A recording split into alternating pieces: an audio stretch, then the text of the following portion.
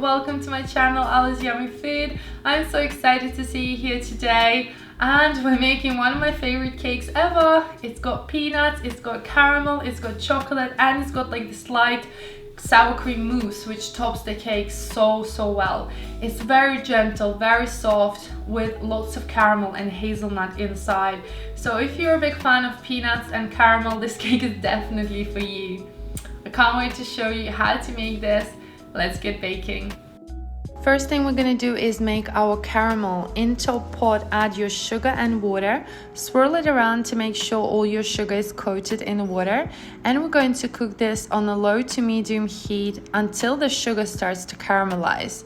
You don't want to touch the sugar with any spoons or whisks, you just want to leave it to caramelize and swirl it a couple of times when it starts to get golden brown. You can swirl it at any point to make sure it's nice and even. You want to cook this until it becomes golden and amber and this beautiful dark color. This whole process can take 5 to 8 minutes, so just be patient. Once your caramel is brown and golden, you want to add your unsalted butter and then just mix everything through. Just be really careful as the mixture will start to foam up and it can burn as the steam is very hot. Once your butter is incorporated, you're then going to add your sour cream and mix everything together one more time. Again, just be really careful as the mixture will bubble up at first, but then it will smooth out and look just like this. Beautiful caramel color. Transfer your caramel into a bowl and leave it to cool down. Over here I've got some roasted peanuts, salted, and you can use unsalted. We're just gonna blitz them up. You can also use a rolling pin and crush them down until it's nice and fine, just like this. You then want to add your water into your gelatin. Make sure your water is nice and cold, and we're gonna bloom our gelatin and set this aside. I have this form. You can use any form that you like. All you have to do is spray it with some cooking oil and then add cling film on top so it's easy for us to take the cake out. Make sure it's nice and tight, so just go around in all the areas. Then take your cooled caramel and add it into your nuts. You want to add a couple of tablespoons and then just mix everything together. And as the caramel cools down, it will solidify, as you can see here. So just mix everything together one more time until you get this beautiful caramelized nutty mixture. Now this is so yummy. In another bowl, you're gonna add the remaining of your cooled caramel into the sour cream mixture and mix everything together. This is really important that your caramel has cooled down, otherwise it will be way too liquid. You then want to melt your bloomed gelatin in a microwave and add it into your caramel sour cream mousse and mix everything together one more time. This will help us set the cake, and it's really important. Now you can either use this as it is. I decided to do 2 flavors, caramel and chocolate, so I'm gonna add half of my caramel into one bowl together with cocoa powder and mix everything together, making it a nice chocolate flavor. It's not super rich, but it definitely gives it a nice flavor. Now, because it's a sour cream mousse, this cake is a bit sour and very light.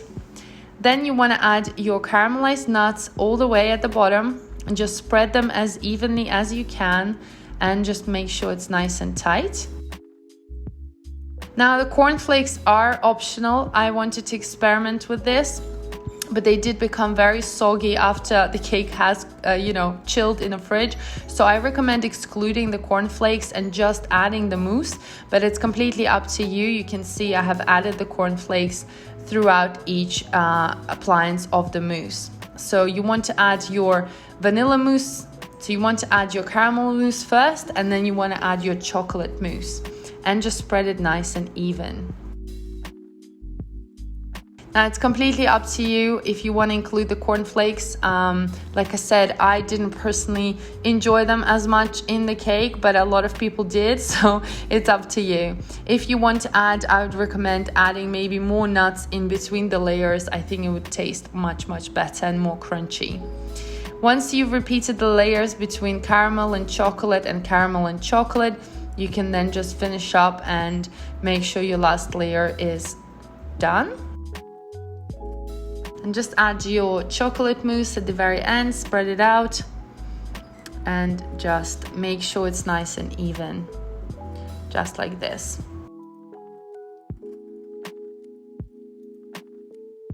Then take your cling film, wrap your cake in, and just make sure there's no air, and you're gonna place this into the fridge for several hours, or best overnight.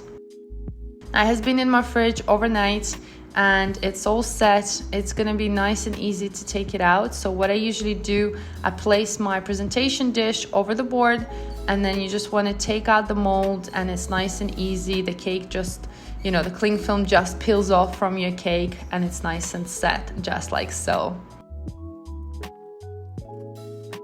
Of course, to decorate it, I'm adding a bit of chocolate ganache. This is completely optional. I just think this works really well with chocolate and nuts, almost like a Snickers cake. And you just want to cover the whole cake in chocolate ganache around the sides and on top. And feel free to use more or less of chocolate ganache or exclude it completely, and just decorate it how you like it.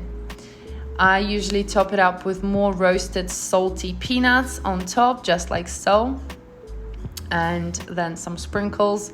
And this cake is super fast and super easy, does not require an oven, and you can whip it up really easily. And I'm gonna show you how it looks inside. It's very moist, very delicious. Look at that. All the layers have set and soaked through, and I just personally loved the crunchy nutty bit on top with all the mousse and chocolate ganache. So I hope you enjoy this cake as well. It's absolutely yummy.